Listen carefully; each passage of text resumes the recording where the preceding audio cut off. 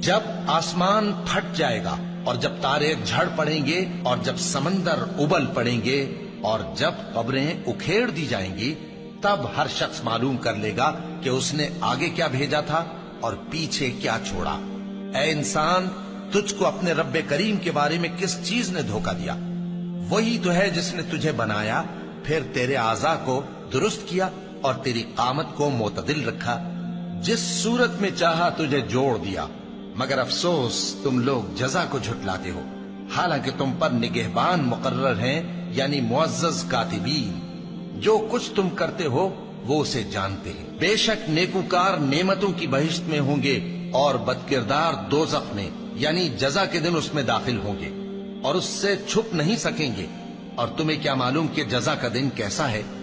پھر تمہیں کیا معلوم کہ جزا کا دن کیسا ہے؟ جس روز کوئی کسی کے کچھ کام